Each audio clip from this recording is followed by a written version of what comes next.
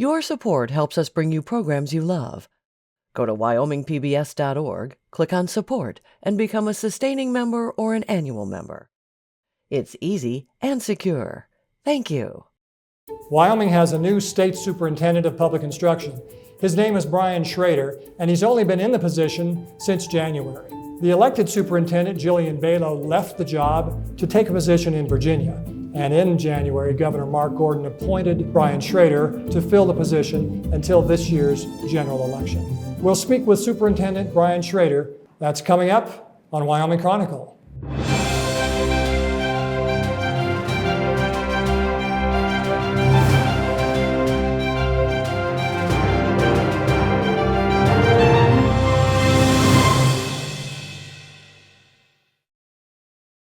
Funding for this program is made possible in part by the Wyoming Humanities Council, helping Wyoming take a closer look at life through the humanities, thinkwy.org, and by the members of the Wyoming PBS Foundation. Thank you for your support.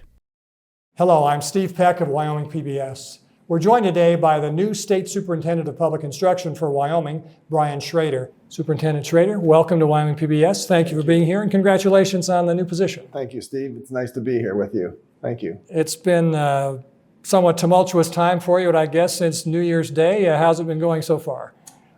So far, it's been a hoot. A hoot. Yes. Lots of fun, lots of work. It's been very challenging, very interesting, very exciting, very encouraging, very overwhelming. In a good way, I hope. In a good way, yes, yes. What are some of your initial impressions of the Capitol, the job, the department, the staff, that sort of thing? Yeah. Well, the Capitol, I'm in awe of. I remember when I first walked in the front doors, I was astounded that it was unlocked. Yes. That it was open to the public. God bless Wyoming. And, you know, since I've been here now 4 or 5 weeks, at times I'll catch myself walking through the Capitol and just shaking my head. I work here now. Yes, I'm astounded. How did this all happen? So it's very humbling. It's a tremendous honor. As far as the staff, the Department of Education staff, they're just tremendous. I couldn't speak any more high of them. They're very supportive, been very helpful, very encouraging, and very capable. The Department of Education is in good hands. We have a lot of longevity there, a lot of stability. The folks know what they're doing, and they care. It's so the staff is just holding me up basically, and that's been just a joy and an honor to work with them. And I might also add, it's been a tremendous honor and a real thrill to work with the governor. I find him a man that I really respect.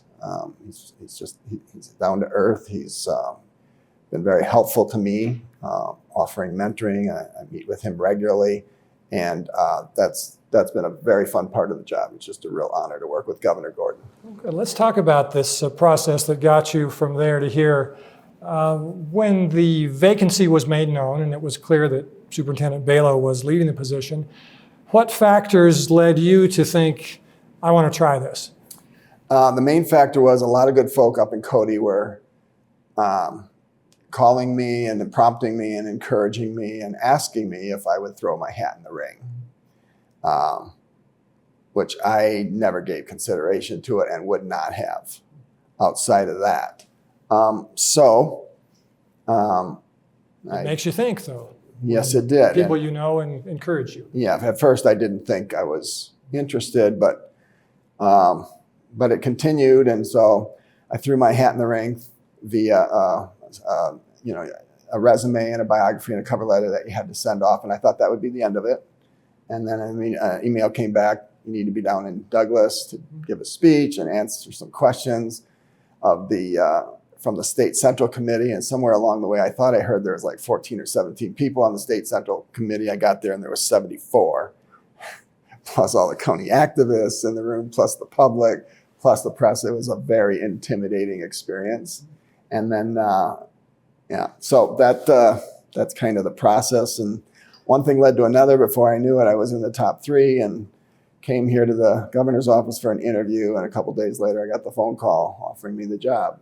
And, Cool. yeah. Well, it's a very compressed timetable. We were speaking earlier that when someone decides to run for the job, and let me ask you first, I think you addressed this for a moment. Was the idea of running for state superintendent ever on your life radar before? No, never. Never in my 5-year plan, 10-year plan, or 25-year plan, no. So someone who does decide to run for the job thinks about it, I presume, for a few weeks. Then there's the filing period, which is in May, and then there's a couple of 3 months before the primary election. And if the candidate survives that, there's another couple of months before the general election. And in November, if the candidate survives that, then there's another couple of months before taking office, which usually includes some orientation and training time. So I've heard. You didn't get any of that, did you? No. No. What's been key to you in doing the best you can, I guess, to hit the ground, at least walking, if not running? Honestly, what I've always told my kids, just take the next step. That's the only way I can break it down, rather than trying to bite off the whole big picture, which is enormous. I just operate from the mentality as much as possible. Okay, what's the next step? So when I get up in the morning, what's the next step? Shower and get clothed. After our meeting we just had, what's the next step? Come over here and do the interview. And I just keep trying to take the next step, and we'll see how it goes and how far it goes. You mentioned the thing you say to your kids. What can you tell us about your background, your family? Okay, yep. So I was born in St. Louis, Missouri. I grew up in Fort Atkinson, Wisconsin. I grew up in a single-parent home. My brother, sister, and I were raised by our mom in a little agrarian town, Fort Atkinson. And we had outside of not having a father, we had an incredible childhood. I often liken it to Huck Finn or Tom Sawyer. We, like other kids, of course, we went to school, but we were fishing the Rock River or swimming across the Rock River, which you weren't supposed to do because it was a life-threatening experience, but that's what made it all the more inviting. Skating Homerson's Pond, going to church on Sunday mornings, watching the Green Bay Packers on Sunday afternoon, and it was a farm community, so I worked my way through high school and college, milking cows, riding tractors, baling hay, and it was a great place to grow up. I love my childhood. I love my hometown. From there, I went to college, and my 3 career tracks have run basically 3 different paths. One was education. I was a teacher for 10 years, and then the last 5 years, 15 years in education total, last 5 years principal teacher of a small school in my hometown of Fort Atkinson. From there, I crossed over into pastoral ministry for 7 years. And from there, I crossed over into the professional counseling field, where I worked in 2 different residential treatment facilities, 6 years in Michigan, 8.5 in Wisconsin, with abuse, neglect, teenagers, and their families. What brought you to Wyoming? What brought me to Wyoming was the last residential treatment facility I was at went through a financial crisis. They cut programs and people, and my program, the Family Weekend program that I ran, was one of the things that got cut by the new CEO that came in. I was going to be there the rest of my life and would have been happy to have done so, but change of chapter, and an opportunity opened up with a school in Cody, Wyoming, and so I checked it out, and next thing I know, I'm working in Wyoming for a year. Yeah, I was up there for 1.5 years before this opened up. There's no ironclad job description for state superintendent. So I found. People, there have been about 24 state superintendents to precede you in the job, and in looking through their resumes, I've seen they're quite varied. What do you bring to it? Well, along with that was one of my first questions to the governor in the interview: is what is the job description? What do I bring to it? There's perhaps the intangibles, but I like to keep it simple. And honestly, I feel like if I am qualified, and time will tell, what I bring to it is I was a student, so I understand students. I am a parent, so I understand parents, and I was a classroom teacher, so I understand teachers. And that is the educational enterprise in my mind: students, parents, and teachers. And I can relate to and understand all 3 with a passion. So that's what I bring to it, if anything. There's not a lot of, it seems to me perhaps not nearly as much shared experience among people as there used to be. In my father's generation, one thing that was so common for all of them was that they had the World War II military experience. At least my father's generation did. There's not as much of that now, but I think the K-12 educational experience is something that just about every one of us has had, Yes. or will have, or is having.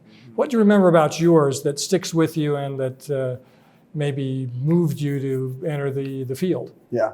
What I remember about mine was school was a happy, safe place for us kids going to.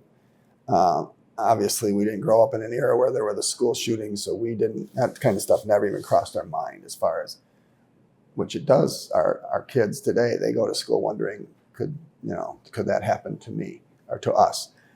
So it was a very safe, happy experience. And the other thing I remember was just a strong sense of community throughout the whole school. Your best friends were there, you grew up with these kids. And the third thing was the teachers, especially for me, one fourth grade teacher made a real life impact to where I have contact with her to this day. I have to say, mostly initiated by her, but she would come over to our birthday parties and just took a real personal interest in me. And at the time when you're a fourth grader, it doesn't necessarily, I think it resonates with you more than you know, but as you grow up, you realize, wow, she really, really cared. We're on statewide television. What's her name? Her name is Miss Drager. Yeah. Wyoming has 23 counties, as you probably know. That's where the voters are, where the public school districts are. For a long time, the state had each county, and the school districts are identified by county. Park County School District 1, for example. The counties had elected superintendents. The state of Wyoming went away from that a long time ago, and now the elected school board members choose the district superintendents. In Wyoming, there's sort of a difference. The superintendent is the elected position, and there is a state board of education which is appointed. Do you see any relevant discrepancy there that needs to be addressed, or is it just more of a quirk of state law that is not a big deal in terms of at least your position? That's a good question, Steve, and I honestly don't know. I've not been in the saddle long enough to figure that out, whether that's a quirk or whether there's a real issue there or not. I don't know. Here's another one on maybe sort of similar lines.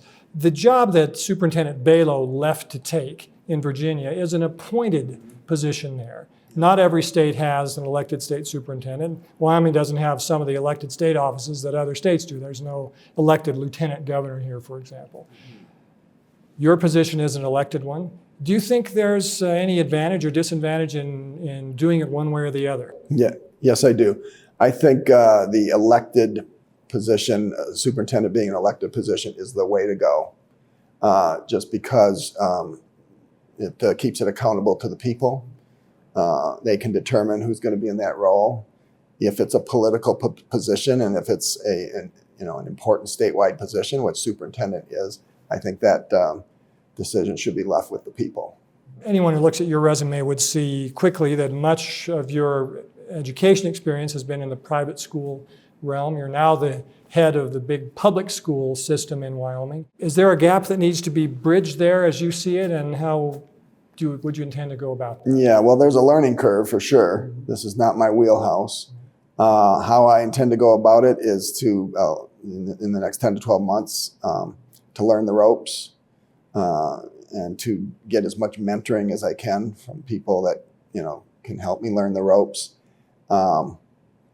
So, yeah, beyond that, I personally don't look at the educational landscape as in territorial sectors of public schools and private schools and parochial schools and home schools and private tutoring. I look at it as education in all its different flavors, and whether it's public, private, parochial, or some of the other, if they're doing it effectively and they're providing a quality education, I'm for it, regardless of what sector it is. So I and my wife as well, I was a private school teacher, but we sent our kids to public schools most of their lives. Some of our kids at different stretches in their education struggled, so I became or found, but in our case, since I was a teacher, I became one of my son's private tutor. That's what he needed for 3 years in a row until he was on his own feet. So I believe in private tutoring. 1 year while I was doing my pastoral residency, I homeschooled. So I believe in homeschooling if it can be done well and done right. So for me, it's all of the above, and they all should be working together. And thankfully, they are now in the climate of our culture much more than 20, 30 years ago when they were all very territorial and wouldn't touch each other.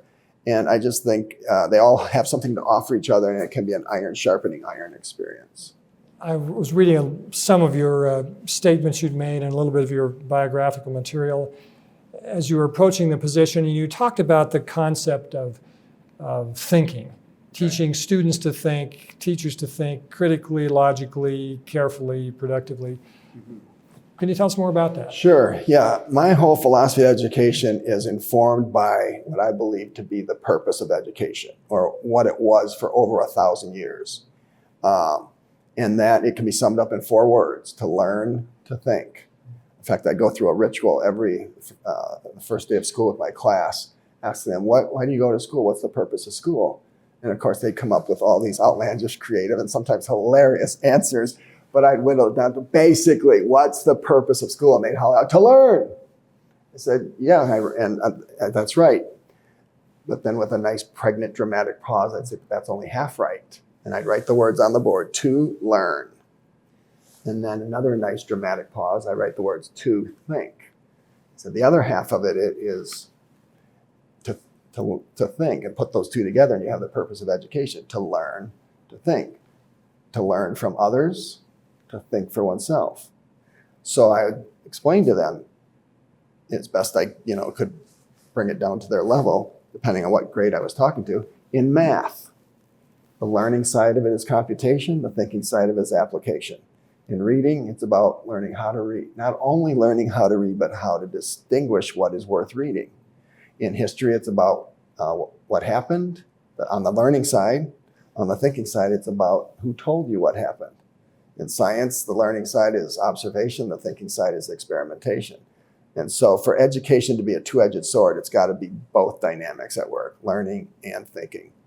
And put them together, and you got the purpose of education, in my mind. What makes a good school teacher, do you think? For me, bottom line, what makes a good school teacher is if they have the gift of teaching and the calling. I believe it's a calling as well. And usually where you have the gift, you have a calling. Where you have a calling, you have a gift. The two come together. Then beyond that, training, developing your skills, experience. But at the very bottom level, you can't make a teacher out of someone who doesn't have the gift. And someone who has the gift, education can help sharpen, but that's why I'm excited about the future of education in this country and in this state, with so many paradigm shifts happening right now. Teacher shortage, that's gonna create a paradigm shift. We're gonna have to get more flexible and look at different models. And so there's a lot of people out there working in different fields other than education who have the gift of teaching, but they don't necessarily have a degree in teaching, but they can make a contribution because they have the gift. Do you think that because of Wyoming's place as the smallest population state in the nation, that maybe that would give us an advantage in attracting some of the people you're talking about? Yes, I do. Absolutely. Yes, this state is poised to lead the nation in education, and one major reason why is because less is more. Education is one of those fields where less is more. What do you mean by that? By less people here in Wyoming, smaller classes. Any classroom teacher will tell you they can do more with less students. So, and education is one of those things where you can't do it on a mass assembly line. You can't, it's an individualized enterprise. So, you got a smaller state, you got smaller towns, you got smaller schools. That is just a garden for a quality education. Well, extending my earlier question to a larger stage, what makes a good school then, or a good school district? same concepts, or is there more to it than that as you see it? There's more to it. What makes a good school, in my mind, is also understanding its purpose. So if the purpose of education for a student is to learn to think or to teach them to think, the purpose of education, in my mind, for a school is to understand its role. And historically, the role of the schoolhouse has always been, on the one side, to be an extension of and support for the home, and on the other end, to be an incubator for and a bridge to society. So if a school is fulfilling its role, then it is actually making the home stronger. Or if it's not fulfilling its role, if it's just becoming something other than what the schoolhouse is supposed to be, then it's going to make the family system, the family structure, weaker. And we see both, in different parts of the country and around the world. Some schools make a home stronger. Some schools either conflict with the home or compete with the home or try to replace the home. And that's not the role of the schoolhouse. The role of the schoolhouse is to be an extension of and support the home. And there's a lot of ramifications and implications of that. On the other side, the schoolhouse should be, in the vision of the founding fathers and the early Americans, an incubator for and a bridge to society, with all that means. So developing great community leaders, business leaders, active members in the local churches, great American patriots that love their country and would be willing to die for it if it came to that. So the schoolhouse should be a place that teaches patriotism. And I could go on and on. Wyoming has 5 statewide elected officials: the governor, the secretary of state, treasurer, the auditor, the state superintendent. One of the things you're learning, I'm sure, quickly or soon will, and more about, is that in addition to your duties as the superintendent, you also serve with the other officials on numerous state boards and commissions that evaluate and assess and make recommendations and make decisions on things that don't have much to do with public education. The state land board, the loans and investments, the building commission, things like that. Were you able to give much consideration to that part of the job in your hurry-up process of being appointed to the position, or how are you assessing that now and approaching it? I was able to give limited consideration to it up until the interview with the governor. And then when I came to realize that's a big part of the job description, knowing that's out of my wheelhouse, I asked the governor and the other electeds, to what extent can I get help on being brought up to speed on that, receiving mentoring. So the learning curve is going to be huge. It's going to require a lot of work. But I know the people that can help me, and they're committed to doing that. And my deputy, my new deputy, Chad Auer, is very good with that kind of stuff. And so he'll be working with me and briefing me and hopefully bringing me up to speed. Well, I think the idea behind having the 5 people coming at it from different angles, it brings a breadth of experience, and maybe it's more in your wheelhouse than you think. Maybe. That's a good point. Yeah, that's true. You'll find out soon enough. Yes, sir. When someone is appointed to fill a vacancy, one of the first questions that often is asked is, do you intend to run for the position in your own right? This is an election year. You'd said earlier that the idea of running for state office hadn't ever really occurred to you before. Have you been asked that question, and what are your thoughts about filing for office in about 60 days from now? I have been asked that question, not a few times, and I have decided, and will make it public in the next week or 2. When you reflect on your own career path, and it's been varied, what led you to pursue a career in the private school realm as opposed to the public? Was it a conscious choice, or was this just the circumstances that existed when you were looking for a job? Yeah, it was just the circumstances that existed when I was looking for a job. I just kind of fell into it. Yeah. So growing up, I was one of those boys that hated school. And even when I was in college, I could not imagine being a teacher. I would go up to some of my friends in the hall who were studying to be teachers and saying, "Why are you studying to be a teacher? Don't you hate school?" And they would say, "Yes. Why would you go to school the rest of your life?" But from the first day I ended up in the classroom, it was magic. And, things change, life changes, I changed. Just like that. And I fell in love with teaching, and I realized I was good at it. I could connect with my students, and I could engage them.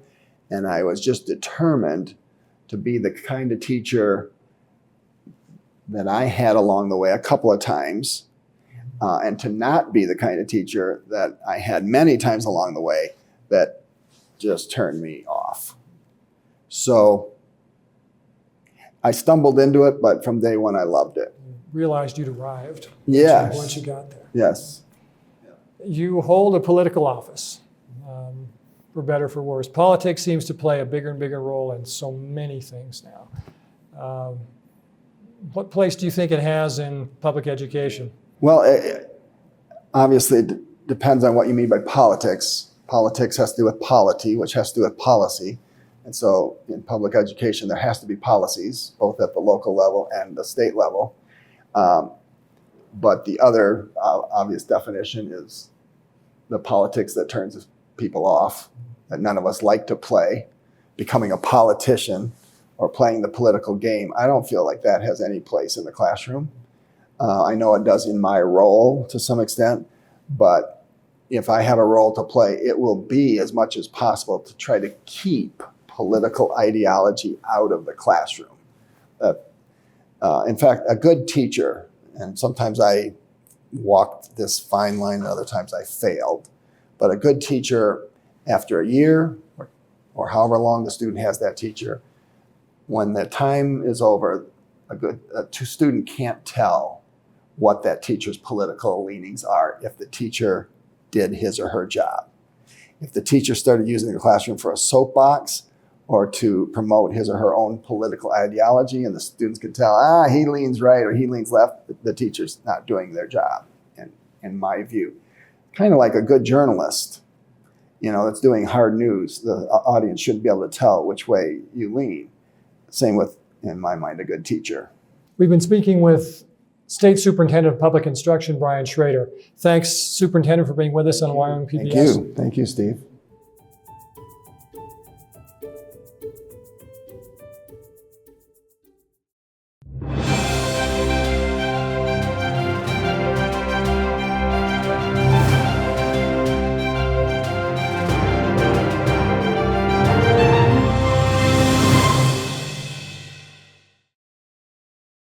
Funding for this program is made possible in part by the Wyoming Humanities Council, helping Wyoming take a closer look at life through the humanities, thinkwhy.org, and by the members of the Wyoming PBS Foundation. Thank you for your support.